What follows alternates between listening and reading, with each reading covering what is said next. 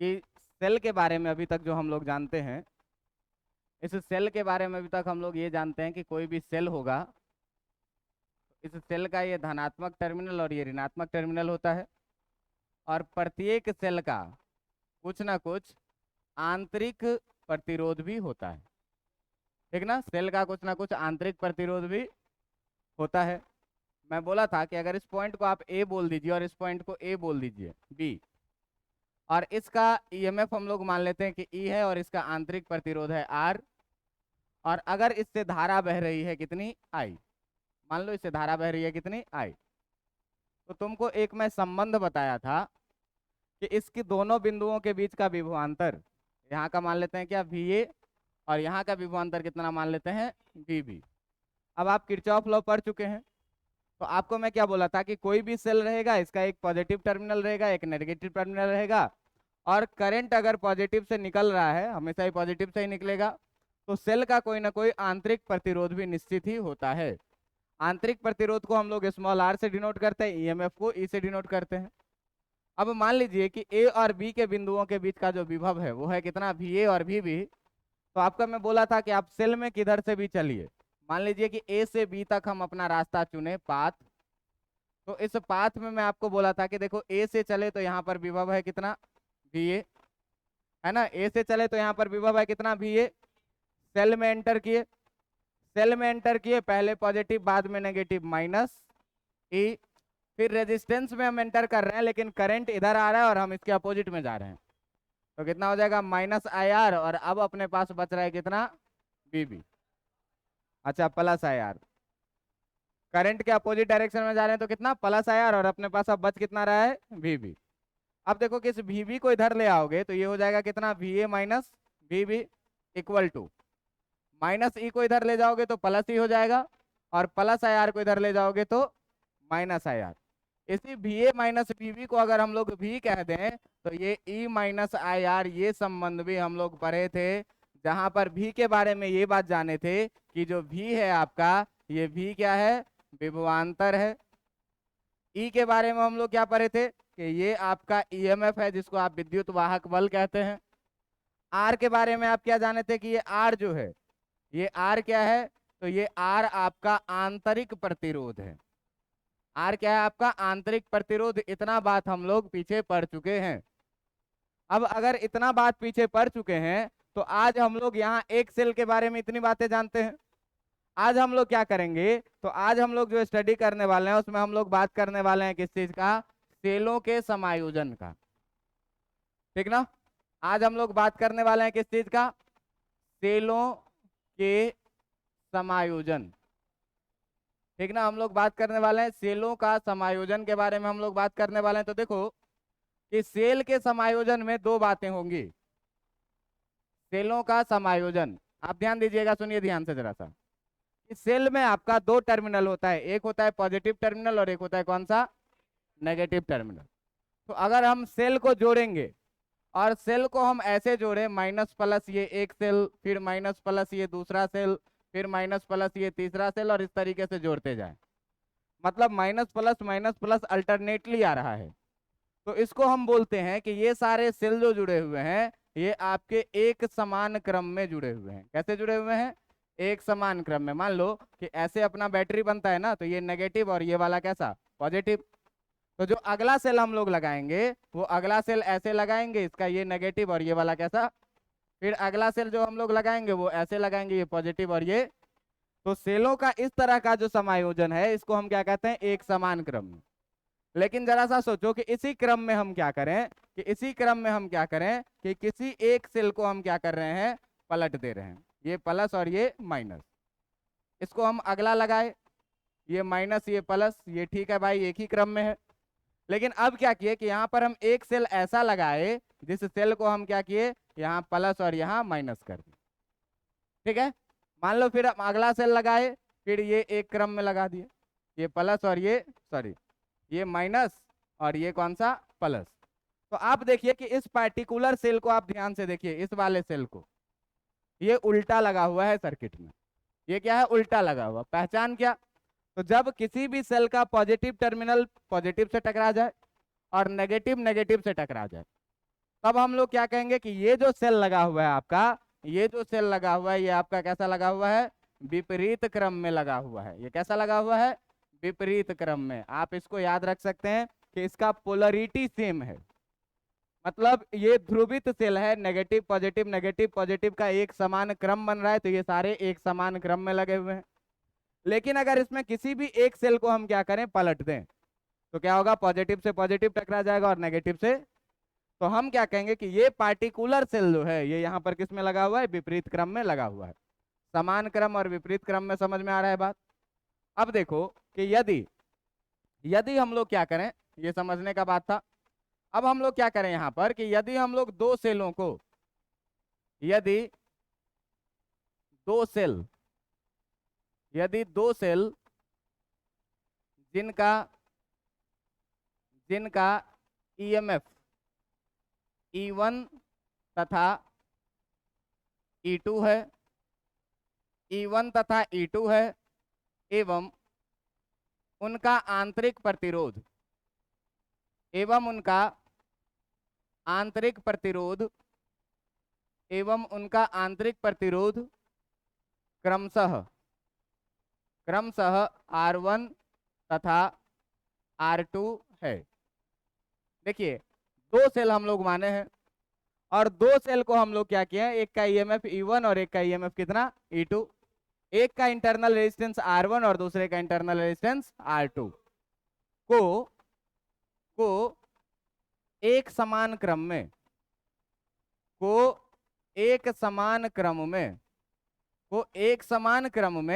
श्रेणी क्रम में जोड़ा जाए, को एक समान क्रम में श्रेणी क्रम में जोड़ा जाए तो अब देखो यहाँ पर हम लोग श्रेणी क्रम समायोजन का बात कर रहे हैं। सेलों के समायोजन में पहला समायोजन का हम लोग बात कर रहे हैं। जो पहला समायोजन कैसा है, श्रेणी क्रम समायोजन। आपको क्या कह रहा है कि दो सेल है, एक सेल का ईएमएफ E1 है, दूसरे सेल का ईएमएफ कितना है, E2। एक का इंटरनल रेजिस्टेंस R1 है और दूसरे का इंटरनल रेजिस्टेंस, दोनों को एक ही क्रम में जोड़ना है। समान क्रम का मतलब माइनस प्लस ऐसे, और श्रेणी क्रम में जोड़ना है। तो श्रेणी क्रम का मतलब रेलगाड़ी बनाना है, ऊपर नीचे नहीं लगाना है। तो देखिए कि जो दो सेल हम बनाएंगे तो उसमें एक सेल है आपका, ये मान लीजिए ये पॉजिटिव और ये नेगेटिव, इसका ये इंटरनल रेजिस्टेंस, क्लियर है बात। इसका इंटरनल रेजिस्टेंस कितना माने हैं, E1, और इसका रेजिस्टेंस कितना, R1। और इसके साथ श्रेणी क्रम में एक दूसरा सेल को लगाना है जिस दूसरे सेल का ईएमएफ है कितना और इसका इंटरनल रेजिस्टेंस है कितना, R2। अब ध्यान देना कि इस पॉइंट का नाम रख देते हैं B और इस पॉइंट का नाम रख देते हैं क्या, A। तो कहेगा कि अगर इस तरह से तुम सेल को जोड़ोगे तो जैसे हम लोग दो रेजिस्टर को जोड़ते हैं तो तुल्य प्रतिरोध निकालते थे कि नहीं निकालते थे, ऐसे अगर हम यहाँ पर दो सेलों को जोड़ेंगे श्रेणी क्रम में तो आपसे कहेगा कि बताइए तुल्य विद्युत वाहक बल या तुल्य ईएमएफ का मान कितना होगा। तो जब तुल्य ईएमएफ का मान हम लोग ज्ञात करने का प्रयास करेंगे भाई, तो एक रिलेशन तुम हमेशा याद रखना। अभी पीछे मैं बताया था कि V इक्वल टू कितना, E माइनस IR, ये रिलेशन मैं तुमको बताया था, ये डिस्चार्जिंग केस के लिए होता है। अब ध्यान देना है, देखो कि किरचॉफ लॉ हम लोग पढ़ चुके हैं, मान लीजिए कि इस सर्किट में जो धारा प्रवाहित हो रही है ये धारा है कितनी, I, ये धारी है कितनी, I। तो अब ये धारा है कितनी, I, तो आपको कहेगा कि बताइए कि तुल्य ईएमएफ कितना होगा। पहली बात ये कि तुल्य ईएमएफ कितना होगा, और दूसरा बात कि तुल्य आंतरिक प्रतिरोध कितना होगा। तो अब ध्यान से देखना कि अगर मान लो कि हम इधर से A से चलना शुरू करें और हम B तक जाएं, ये अपना पाथ सेलेक्ट कर लें, हम रास्ता अपना ये ले लें, A से B तक चलें, तो ये है पॉजिटिव, ये है नेगेटिव, ये है पॉजिटिव, ये है नेगेटिव, करंट आ रही है B से A की तरफ कितनी, I। अब ध्यान दीजिएगा कि जब हम A पर थे तो मेरा विभव था कितना, और जब हम B पर गए तो मेरा विभव हो गया कितना। अब ध्यान दीजिएगा कि यहां से अगर हम लोग चलेंगे तो मेरे पास स्टार्टिंग में विभव है कितना, हम चलेंगे, सेल आएगा, सेल का पहले पॉजिटिव बाद में नेगेटिव, प्रॉफिट की लॉस कितने का, -E1 का। फिर देखो हम रेजिस्टेंस में जाएंगे, तो रेजिस्टेंस में जाएंगे करंट के अपोजिट डायरेक्शन में, प्रॉफिट होगा कि लॉस होगा, कितने का। फिर देखो सेल में जाएंगे, प्लस से माइनस कितना लिखेंगे, फिर रेजिस्टेंस में अपोजिट डायरेक्शन में कितना, +IR2, कितना, +IR2। और बाद में मेरे पास कितना हो गया, VB, है ना। अब देखो कि इन सारे चीजों को उधर ले जाओ और VB को इधर ले जाओ, तो जब ये VA माइनस VB तुम निकालेगा, VA माइनस VB, तो ये माइनस E1 जाएगा तो प्लस E1 हो जाएगा, ये माइनस E2 जाएगा तो कितना हो जाएगा, प्लस E2 हो जाएगा, प्लस IR1 गया तो माइनस IR1 और माइनस कितना, IR2। देखिए ये VA माइनस VB जो है, इस VA माइनस VB को हम भी लिख सकते हैं कि नहीं लिख सकते हैं, लिख सकते हैं। और ध्यान दीजिएगा कि VA माइनस VB को जब भी लिख सकते हैं तो यहां पर था आपका कितना, E1 प्लस, और माइनस अगर I कॉमन कर लीजिएगा तो कितना हो जाएगा, R1 प्लस। ध्यान दीजिएगा यहाँ E1 प्लस E2 को एक साथ रख लिए, इस दोनों में से माइनस I कॉमन कर लिए, कितना बचा, R1 प्लस।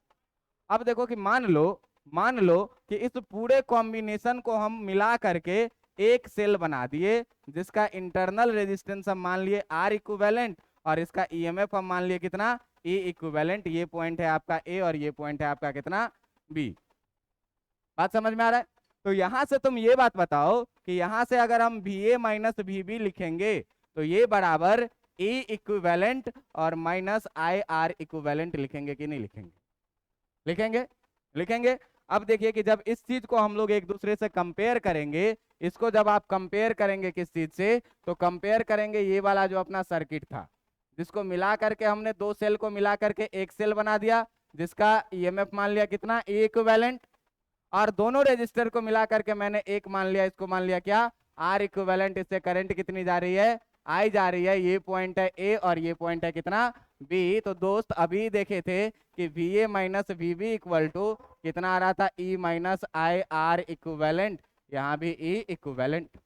अब इस चीज से इसको कंपेयर करो, जब इस चीज से तुम इसको कंपेयर करोगे, इससे जब इसको करोगे तुम कंपेयर, तो इस चीज से जब तुम इसको कंपेयर करोगे तो तुमको क्या मिलेगा, देखो VA माइनस VB तो भाई साहब ये V ही है, कोई फर्क नहीं पड़ा।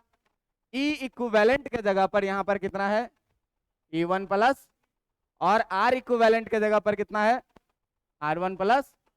तो ध्यान दीजिएगा कि यहां पर जो आपको मिलेगा दोनों को कंपेयर करने पर, E इक्विवेलेंट इक्वल टू कितना मिलेगा, E1 प्लस E2, और R इक्विवेलेंट जो मिलेगा आपको वो कितना मिलेगा, R1 प्लस R2। बात समझ में आ रहा है। अब देखो कि जब ये एक ही क्रम में जुड़े हुए हैं, तो एक ही क्रम में जब जुड़े हुए हैं तो टोटल EMF क्या हो जाएगा, ऐड हो जाएगा। तो अगर मैं आपको कहूं इसको जनरलाइज करके लिखिए, अगर मैं कहूं कि इसको आप जनरलाइज करके लिखिए, जनरल बात लिखिए, तो जनरल बात में मान लो कि N सीरीज को लगा दिए, हम क्या किए, N सेल को लगा दिए। तो N सेल को जब तुम लगाओगे तो मान लो भैया ये है E1, इसका रेजिस्टेंस R1, मान लो ये है E2, इसका रेजिस्टेंस कितना, R2, मान लो ये है E3, इसका रेजिस्टेंस R3, और इस तरीके से अगर हम लगाते चले गए, इसका EMF मान लो E1, इसका E2, इसका E3, इसका R1, इसका R2, इसका R3, और ये कहानी चलती रहेगी। सारे एक ही क्रम में लगे हुए हैं कि नहीं लगे हुए हैं, देखो सबका positive negative positive negative positive negative इस तरीके से लगा हुआ है। तो अगर पॉजिटिव नेगेटिव लगा हुआ है, इसका मतलब सीधा सीधा बात ये होता है कि हमको अगर E इक्विवेलेंट लिखना है तो E1 plus E2 plus E3 और plus dot dot dot dot dot लिखेंगे कि नहीं लिखेंगे, लिखेंगे। तो यदि दो या दो से सेल सीरीज में लगे हुए हो और एक ही क्रम में हो, तो जो E इक्विवेलेंट लिखेंगे वो कितना, E1 plus E2 plus E3 plus dot dot dot. बात समझ में आ रहा है, क्या हुआ, कहाँ कहाँ पे जाओ देखो। और अगर R इक्विवेलेंट लिखना है तो आप ध्यान से देखिए, ये सारे रजिस्टर सीरीज में ही लगे हुए हैं, तो सीरीज में हम लोग क्या करते हैं, सीधे R1 plus R2 plus R3 कर देते हैं। तो यहां पर अगर आपको R इक्विवेलेंट लिखना है तो R इक्विवेलेंट कितना लिखेंगे, R1 plus R2 plus R3 और प्लस कितना, डॉट डॉट डॉट। ये कहानी हो जाएगी जनरलाइज। बात समझ में आई कि नहीं आई। तो सेल को कंबाइंड करना है, कैसे, एक ही क्रम में, सेल एक ही क्रम में, मतलब एक भी सेल उल्टा करके नहीं लगाया गया है। इसमें तुम देखो कि सारे सेल का positive negative positive negative positive negative एक क्रम में लगा हुआ है सारा, इसमें कोई एक भी उल्टा नहीं है। अब ध्यान देना कि यदि हम लोग क्या करें कि यदि N एक समान सेल को यदि n एक समान सेल को एक ही क्रम में, यदि n एक समान सेल को एक ही क्रम में श्रेणी क्रम में जोड़ा जाए, श्रेणी क्रम में जोड़ा जाए, तो श्रेणी क्रम में जब जोड़ दोगे दोस्त, तो श्रेणी क्रम में जब जोड़ दोगे तो क्या होगा, ध्यान देना, जिसका ईएमएफ मान लेना ई और इंटरनल रेजिस्टेंस कितना आर। सारा सेल अब एक जैसा है, कोई सेल अलग अलग नहीं है, सबका ईएमएफ कितना ई और इंटरनल रेजिस्टेंस कितना। अब देखते जाओ कैसे हम लोग सेल को जोड़ेंगे। तो सेल को जब जोड़ोगे तो सेल तुम्हारा होगा ऐसा, इसका इंटरनल रेजिस्टेंस ये, अगला सेल होगा ऐसा, इसका इंटरनल रेजिस्टेंस ये, अगला सेल होगा ऐसा, इसका इंटरनल रेजिस्टेंस ये, और इस तरीके से ये चलता जाएगा कितनी बार, n टाइम्स, क्योंकि n सेल को जोड़े हैं, एक ही क्रम में है। इसका ईएमएफ ई, इसका रेजिस्टेंस आर ई, और आर ई, और कितना आर। तो अगर यहाँ पर ई इक्विवेलेंट लिखोगे, अगर यहाँ पर हम लोग बात करेंगे ई इक्विवेलेंट का, तो ई इक्विवेलेंट कितना लिखेंगे, ई प्लस ई कितना बार, n टाइम्स लिखेंगे। तो n टाइम्स लिखेंगे तो जो आपका ई इक्विवेलेंट होगा वो कितना आ जाएगा, Ne आ जाएगा। बात समझ में आ रहा है। और अगर हम लोग R इक्विवेलेंट का बात करेंगे तो वो कितना लिखेंगे, R प्लस R, ये भी कितना बार, तो ये भी लिखेंगे कितना, n टाइम्स, और n टाइम्स लिखेंगे तो ये R इक्विवेलेंट जो निकल के आ जाएगा ये भी कितना आ जाएगा, NR आ जाएगा। बात समझ में आ रहा है।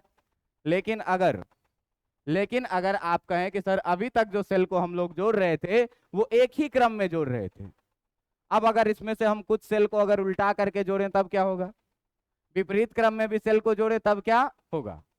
ठीक है। अब देखो कि अगला सवाल हम लोग यही ले रहे हैं क्या, कि यदि, अगला बात देखिए कि यदि दो सेल जिनका ईएमएफ E1 तथा E2 है एवं आंतरिक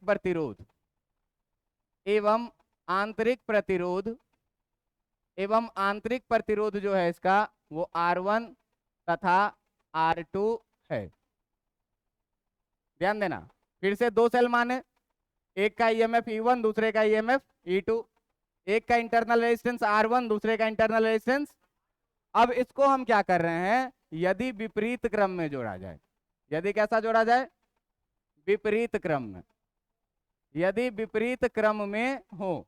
ध्यान दीजिएगा कि यदि दोनों सेल को कैसे जोड़ दे, विपरीत क्रम में, मतलब इस बार पॉजिटिव से पॉजिटिव टकराएगा या नेगेटिव से नेगेटिव टकराएगा।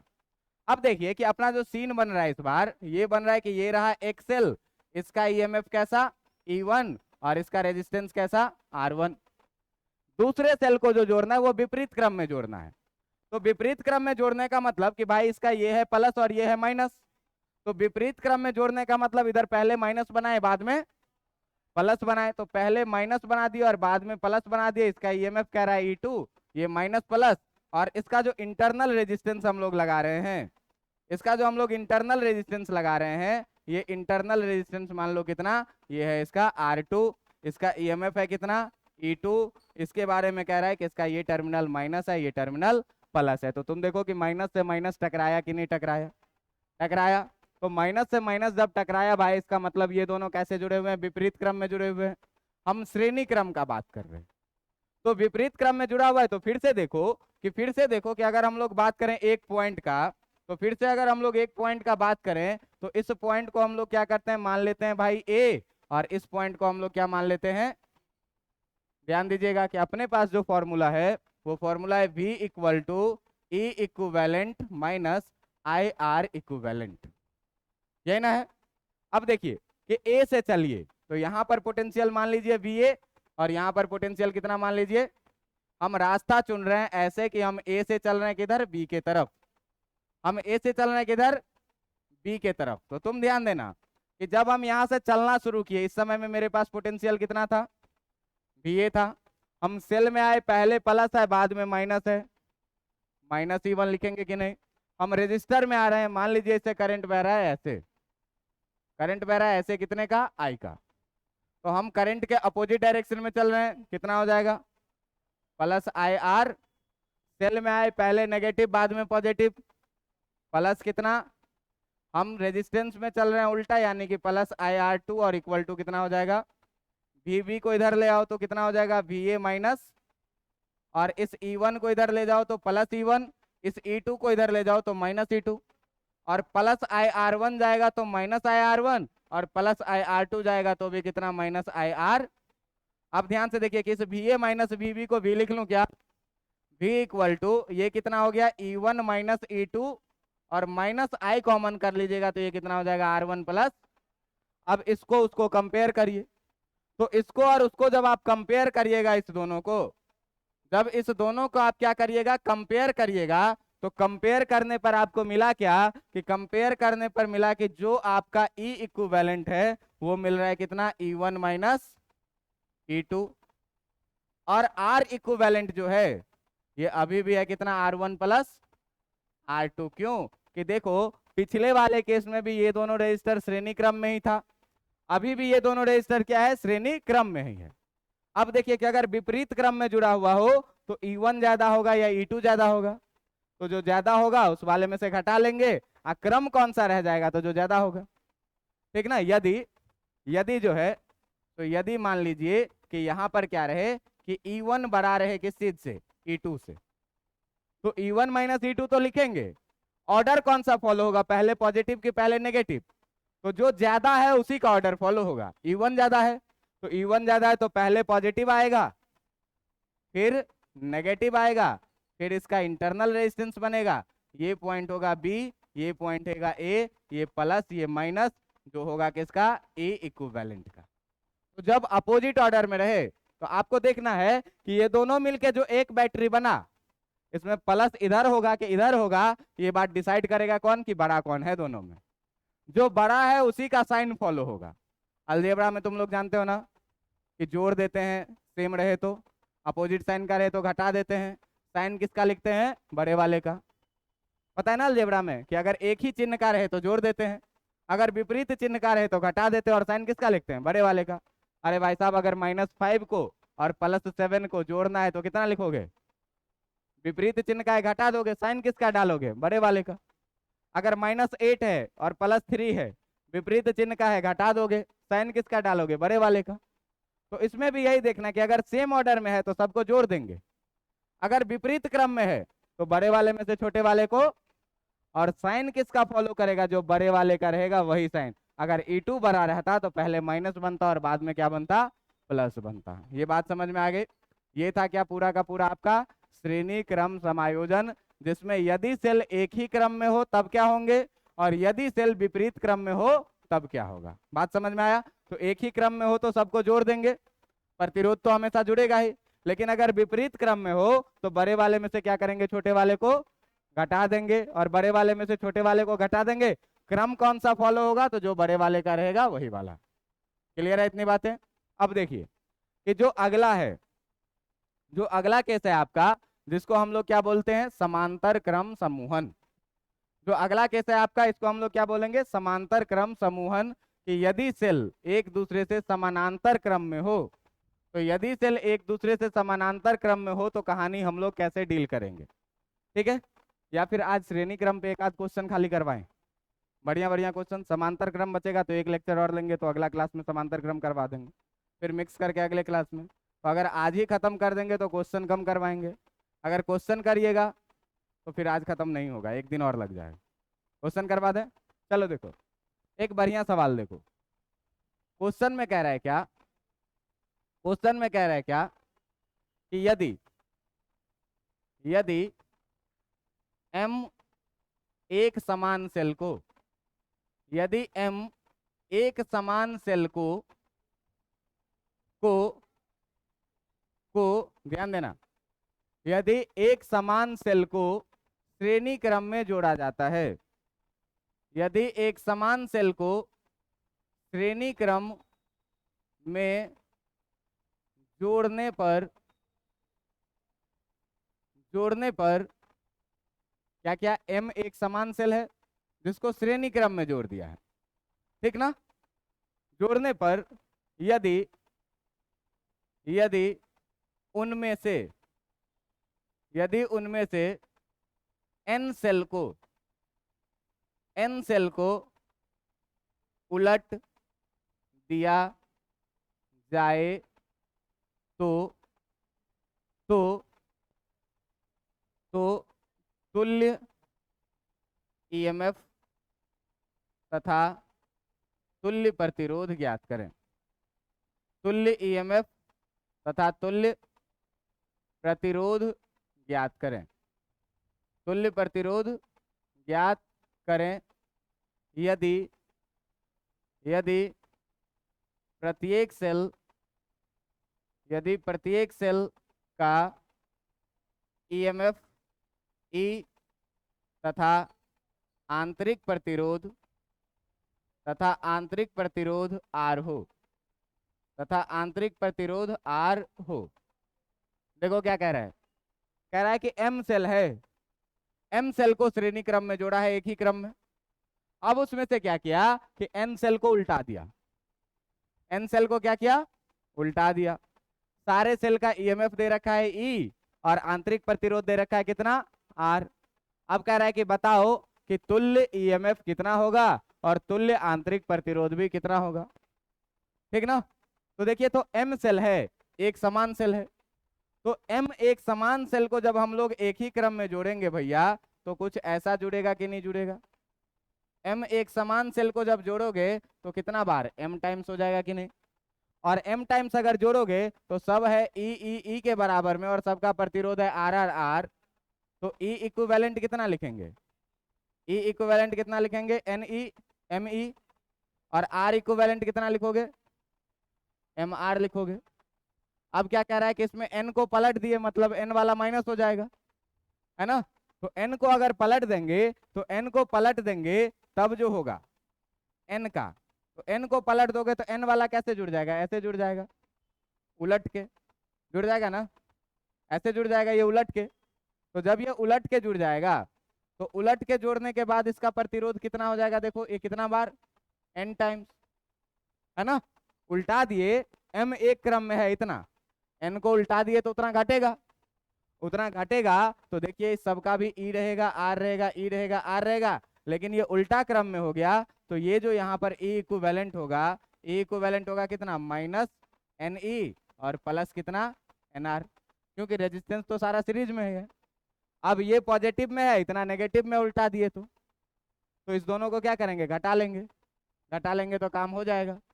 लेकिन आप चले जाएंगे तब रॉन्ग वे में, आप चले जाएंगे किस वे में, रॉन्ग वे में। देखिए कह रहा है कि आपके पास 10 सेल है, मान लीजिए 10 सेल है कितने का, 2-2 वोल्ट का, बात समझ में आ रहा है, और इसका प्रतिरोध है कितने का, 1-1 ओम का, बात समझ में आ रहा है। एक ही क्रम में लगा हुआ है तो 10 सेल 2-2 वोल्ट का है तो तुम लिख देगा ई इक्विवेलेंट कितना, 20 वोल्ट लिख दोगे कि नहीं, और आर इक्विवेलेंट तुम कितना लिख देगा, 10 ओम। क्लियर है बात।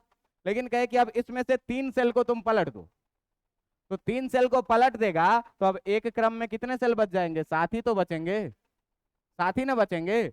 अब देखिए कि इसमें जो बचेगा, इस सर्किट का खेल कैसा हो जाएगा, जो जरा सा ध्यान से देखिएगा। अब 7 ही सेल बचा जो एक क्रम में है, तो सवाल क्या कह रहा है कि एम सेल एक क्रम में है, जिसमें से हमने क्या किया कि एन सेल को क्या किया, पलट दिया। तो जब एन सेल को पलट देंगे तो अब बचेगा कितना, एम माइनस एन, जो एक क्रम में रहेगा, बात समझ में आ रहा है। और अगर हम एन सेल को पलट देंगे तो सीन कैसी बनेगी, जिस सीन पर जरा सा ध्यान दीजिए कि मान लीजिए कि पहले जो कहानी था वो एम एक में लगा हुआ था, तो एम जब एक ही क्रम में लगा हुआ था तो भाई मान लो कि कहानी थी ऐसी, ये लगा हुआ था, कहानी थी ऐसी। अब इस कहानी में जो है तो ये जो सेल बच रहा है वो कितना टाइम्स जाएगा, सबका ई और आर, ई और आर, ई और आर। तो अब जो एक क्रम में सेल बचा, एम में से एन को पलट दिए तो बचा कितना एक क्रम में, एम माइनस एन। 10 में से 3 को पलट दिए थे तो 7 ही बचा था। तो अब ये जो बचा है ये कितना टाइम्स बचा है, तो ये वाला जो बचा है भैया, ये बचा है एम माइनस एन टाइम्स, बात समझ में आ रहा है। अब यहां से हम लोग क्या किए, तो अब यहां से हम लोग शुरू किए सेल को उल्टा लगाना। तो उल्टा कितना सेल को लगाए हैं, उल्टा जो सेल हम लोग लगाए हैं ये उल्टा सेल लगा हुआ है, इसका इंटरनल रेजिस्टेंस ये छोटा ये बड़ा, इंटरनल रेजिस्टेंस ये, और ये कितना बार लगा है, n टाइम। ये कितना बार लगा हुआ है, n टाइम। n सेल उल्टा लगा हुआ है। तो आप देखो कि ये जो है E और R, ये कितना बार लगा हुआ है, n टाइम्स। तो इसको एक साइड में कंसीडर करो और इसको एक साइड में कंसीडर करो। बात समझ में आ रहा है? अब ये सारे एक क्रम में है, वो सारे एक क्रम में है। तो तुम ध्यान देना कि अगर इस सारे को हम एक सेल बना दें और इसका रेजिस्टेंस ऐसा लिखें, तो m माइनस एन टाइम्स है। ये कितना हो जाएगा, m माइनस एन, और कितना, इसका रेजिस्टेंस कितना हो जाएगा, m माइनस एन इंटू कितना हो जाएगा कि नहीं।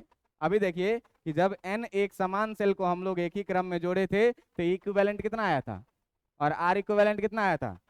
तो भाई साहब अगर हम m माइनस एन सेल को जोड़ेंगे तो m माइनस एन ही होगा कि नहीं होगा, m माइनस एन आर होगा कि नहीं। अब देखिए कि यहाँ से एक सेल हम कनेक्ट किए जो विपरीत डायरेक्शन में कनेक्ट किया हुआ, ये क्या है, विपरीत डायरेक्शन में। तो ये वाले सारे भी तो एक ही क्रम में है, ये सारा भी क्या है, एक क्रम में, plus minus plus minus plus minus, यहाँ से इधर। तो इस सारे सेल को अगर हम एक साथ मिला के लिखेंगे तो ये Ne हो जाएगा कि नहीं हो जाएगा, हो जाएगा। और इसका भी रेजिस्टेंस कितना हो जाएगा। अब देखो कि ये दोनों विपरीत क्रम में है, तो अब ये दोनों विपरीत क्रम में है तो जो हम लोग E इक्विवेलेंट लिखेंगे वो E इक्विवेलेंट बड़े वाले में से छोटे वाले को घटाएंगे, तो कितना हो जाएगा, m माइनस एन ई और माइनस एन ई। बात समझ में आ रहा है, कितना आ जाएगा ये, m माइनस 2n इंटू कितना ई, n माइनस एन और माइनस एन माइनस 2n, और ये हो जाएगा। और R इक्विवेलेंट, तो अभी भी ये दोनों तो सीरीज में ही है, तो R इक्विवेलेंट जो हो जाएगा आपका, ये R इक्विवेलेंट कितना हो जाएगा, इधर था m माइनस एन आर और इधर हो गया कितना एन आर, प्लस n और माइनस n कट जाएगा, कितना बचेगा ये एम आर। तो R इक्विवेलेंट कितना रहेगा एम आर, लेकिन E इक्विवेलेंट कितना हो जाएगा m माइनस 2n इंटू ई। बात समझ में आ रहा है, बात समझ में आया कि नहीं आया, फिर से बताएं, ध्यान से देखिए। मान लीजिए अगला क्वेश्चन आप देखिए, एक अगला हम प्रैक्टिकल एग्जांपल आपको दे करके बताएं। मान लीजिए कि 5 सेल को जोड़ना है, ये है जुड़ा हुआ आपका 5 सेल, ये है आपका जुड़ा हुआ कितना सेल, 5 सेल। कितना हो गया, 1 2 3 4, और ये मान लो कितना 5 सेल। सबका इंटरनल रेजिस्टेंस अपना अपना दिया हुआ है, E R E R E R E R और ई आर, 5 सेल जुड़ा हुआ है। अभी देखो E इक्विवेलेंट कितना हो जाएगा 5E, और R इक्विवेलेंट कितना हो जाएगा 5R, कोई दिक्कत नहीं इसमें। अब क्या कह रहा है कि इसी में से क्या करो तुम 3 सेल को पलट दो, इसी में से क्या करो तुम 3 सेल को या 2 सेल को तुम पलट दो। मान लो 2 सेल को पलट दिए, तो 2 सेल को जब पलटेंगे तो 3 सेल तो भैया अपना ठीक है ऐसे ही लगा हुआ है, 3 सेल जैसे लगा हुआ था वैसे ही लगा हुआ है, देखो यही क्रम फॉलो कर रहा है, पॉजिटिव नेगेटिव पॉजिटिव नेगेटिव। अब इस 2 सेल को हम क्या कर रहे हैं, पलट दे रहे हैं। तो इस 2 सेल को जब पलट दोगे तो पलट दिए, ये लो, ये पलट गया और ये भी क्या हुआ, पलट गया दोनों सेल। अब ध्यान दीजिए कि ये तीनों एक क्रम में है, तो ये तीनों कितना हो जाएगा, और ये दोनों भी एक क्रम में है तो ये दोनों भी कितना हो जाएगा 2E। लेकिन इस तीनों को अगर हम एक बनाएंगे तो ये बनेगा ऐसा, और इस दोनों को हम एक बनाएंगे तो ये बनेगा कैसा, इसका ये बनेगा 3R और इसका ये बनेगा कितना, तो ये बन गया 3R, ये बन गया 3E, ये बन गया 2E और ये बन गया कितना। अब ये देखो एक क्रम में है कि विपरीत क्रम में है, विपरीत क्रम में है तो बड़े वाले में से छोटे वाले को घटा देंगे, तो बड़े वाले में से छोटे वाले को घटा देंगे तो E इक्विवेलेंट कितना बनेगा 3 माइनस कितना बच गया, और R इक्विवेलेंट कितना बनेगा, दोनों को जोड़ना ही है क्योंकि सीरीज में ही है, तो 3R यहाँ और 2R इतना कितना 5R।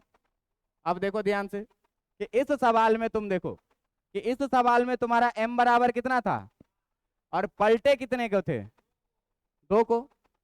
तुम्हारा रिजल्ट कितना आया था इधर m माइनस 2n, तो 5 माइनस 2 इंटू 2 इंटू कितना E, 5 माइनस 4E बराबर कितना। बात समझ में आया कि नहीं, बात समझ में आया। क्या m सेल था पूरा, n को पलट दिए तो अब एक क्रम में कितना बचा m माइनस n, तो m माइनस n एक जगह, जिसको पलटे वो अब इस दोनों को मिलाए तो विपरीत क्रम में, विपरीत क्रम में तो क्या करेंगे, घटा करके देखेंगे। ये था क्या, सेल का सीरीज कॉम्बिनेशन का सवाल। सीरीज कॉम्बिनेशन में दो तरीके से जोड़ेंगे। पहला ऐसे सेल को जोड़ेंगे कि सारे एक ही ऑर्डर में हो, प्लस से माइनस, प्लस से माइनस, प्लस से माइनस, प्लस से माइनस। दूसरा केस क्या, कि अगर किसी सेल को पलट देंगे तो देखिए पलटे एक को, एन को पलटे तो लॉस हुआ कितने का, 2n का। एन को पलटे तो लॉस हुआ कितने का, एक को पलटेंगे तो लॉस होगा कितने का, दो को पलटेंगे तो लॉस होगा कितने का। मतलब जब भी हम किसी सेल को सर्किट में एक को पलटते हैं तो अपने जैसा एक और को लेकर के बह जाता है। खुद तो डूबे सनम हमें भी डूबो बैठे, कल कहानी सुना रहे थे ना, कि अगर एक सेल को आप पलट देंगे तो अपने जैसे एक और सेल को खत्म कर देता है।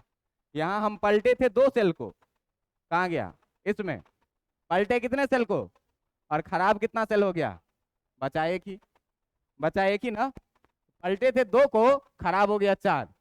तो जितना सेल को आप पलटिएगा उसका डबल सेल क्या होता है, खराब हो जाता है। बात समझ में आ रहा है, अनइफेक्टेड हो जाता है। 5 में से 2 को पलटे, बचा कितना, एक, मतलब 4 खत्म हो गया। तो एक सेल को पलटने से 2 सेल का नुकसान हो जाता है। क्या, एक तो वो खुद जाएगा और दूसरा अपने जैसे एक और को लेके जाएगा। बात समझ में आ रहा है। तो ये था पूरा का पूरा आपका क्या, सीरीज कॉम्बिनेशन किस चीज का, सेल का। अगले दिन आपको पैरेलल कॉम्बिनेशन और मिक्स कॉम्बिनेशन पढ़ा करके ये कॉम्बिनेशन ऑफ सेल खत्म हो जाएगा। और पीछे बोलो, इसके आगे